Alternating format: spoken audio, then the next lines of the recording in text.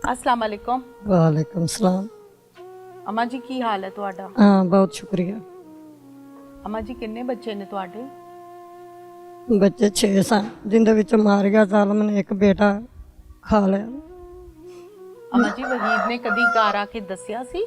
नहीं जी घर आके दस्या नहीं सी हैगा जे दसदा ते आ इत्थों कदों तो पहुंचण देनी सी गल।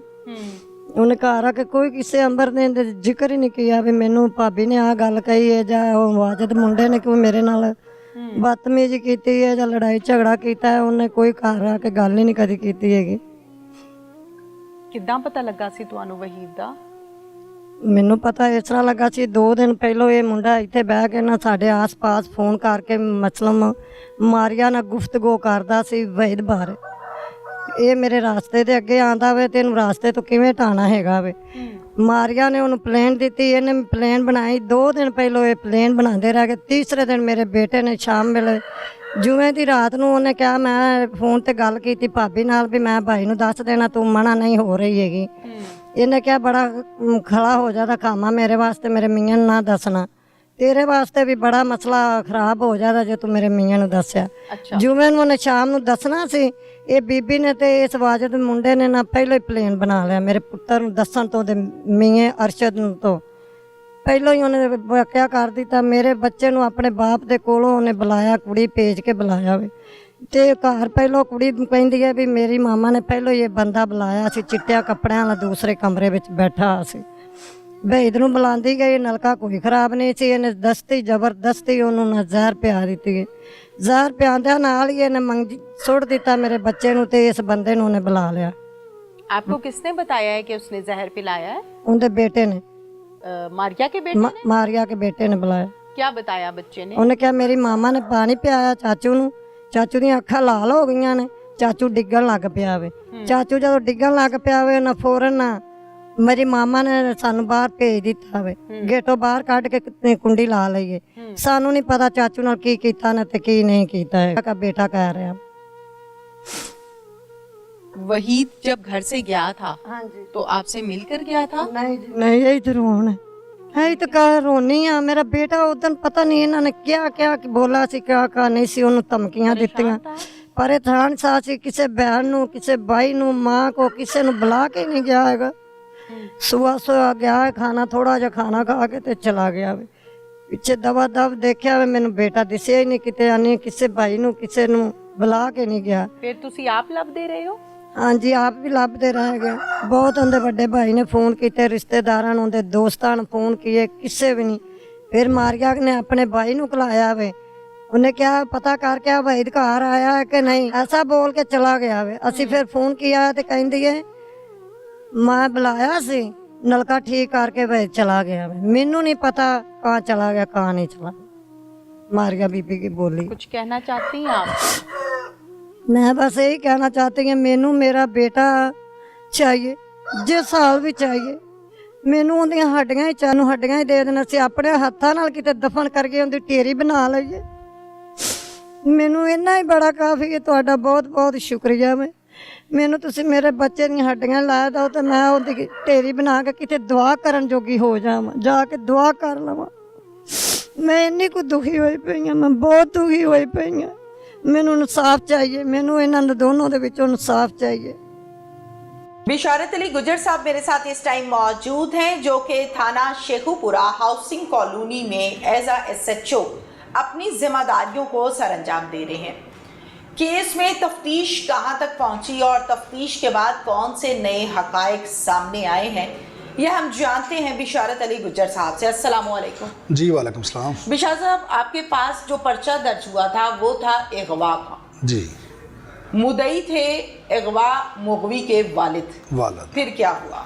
जी इसमें ये है कि ये अप्रैल के महीने में 15 अप्रैल इसी साल 2022 में जो है वो हमारे पास एक केस जो है वो रिपोर्ट होता है अगवा के मतलब वहीद मसीह जो कि बट्टा खश्त पे काम करता था और वो अमजद मसीह का बेटा था।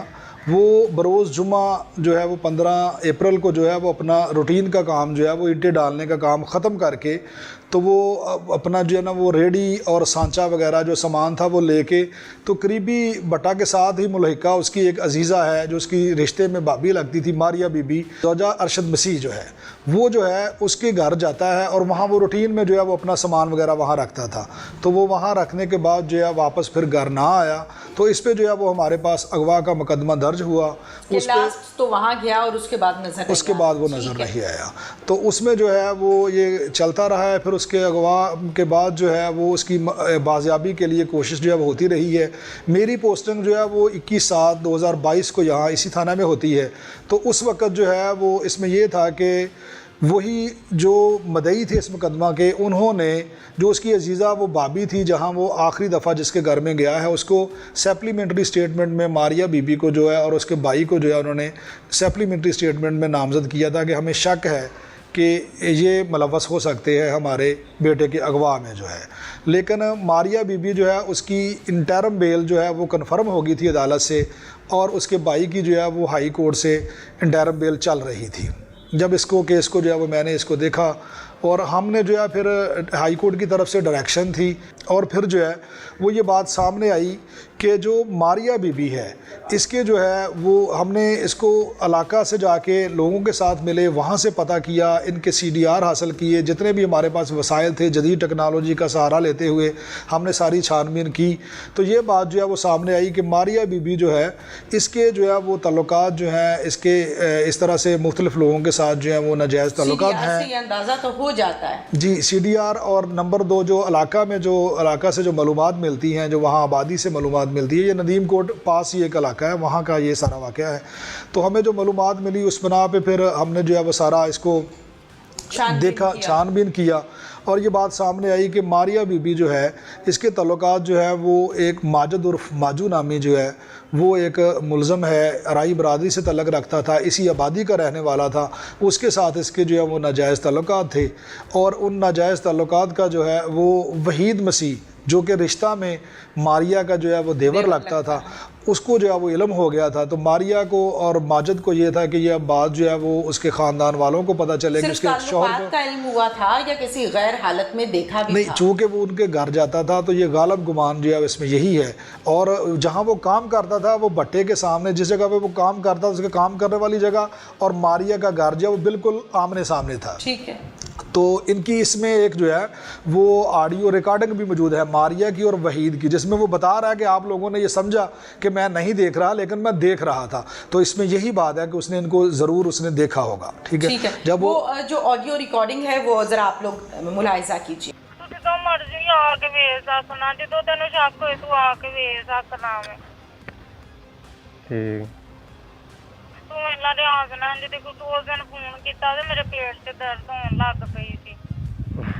میں پھر بھول گیا اس دن. سارے مہینے میرے پیٹ 'ਚ درد ہون لگ پئی سی. مینوں اننا ڈر لگدا رہندا نا کہ تو گل نہ کر دیں. صحیح. اور پھر جو ہے ماجد عرف ماجو جو ہے اس کو جب ہم نے گرفتار کیا اور اس کی انٹیروگیشن کی تو یہ انکشاف ہوا کہ اس بروز وقوع جب وحید مسیح اپنا سامان وغیرہ رکھنے کے لیے ماریہ کے گھر جاتا ہے تو وہاں پر جنہوں نے ماجد نے اور ماریہ نے پہلے سے پلان کر رکھا تھا تو انہوں نے وحید کے گلے میں صافہ ڈال کے اس کا مرڈر کیا ہے. ادھر اس کی پھر توڑے میں پلاسٹک کے توڑے میں اس کی جو ہے وہ ناش جو ہے وہ بند کی ہے. پھر انہوں نے گدا ریڈی پہ رکھی ہے, اس کے اوپر وہاں سامنے کھیت ہیں, وہاں سے برسیم جو ہے اس کا چارہ کاٹ کے رکھ کے اس کو چھپایا ہے. اور بعد ازاں لے جا کے انہوں نے جو ہے وہ اپر چناب نہر, یہ نہر خانپور نہر کہلاتی ہے ہمارے ادھر, کون لے کر گیا تھا لاش؟ یہ ماریہ اور ماجد ہی گئے ہیں. تو انہوں نے جو ہے جی یہ دونوں گئے ہیں. ماریہ جو ہے وہ اس کے ساتھ گئی ہے ماجد کے, انہوں نے پھر نہر میں جو ہے وہ لاش کو جو ہے وہ لاش کو ڈسپوز کرنے کے بعد یہ پھر واپس گھر آ گئے. یہ واپس آ گئے اور پھر انہوں نے جو ہے وہ پھر ان کا بظاہر یہ رابطہ نہیں تھا, لیکن جو بعد ازاں ان کا پھر مسلسل بذریعہ فون ان کا رابطہ تھا جو اسٹیبلش ہے CDRs کے ذریعے سے, جو اس کے کال ڈیٹیل جو ہمارے پاس موجود ہے. بہت شکریہ.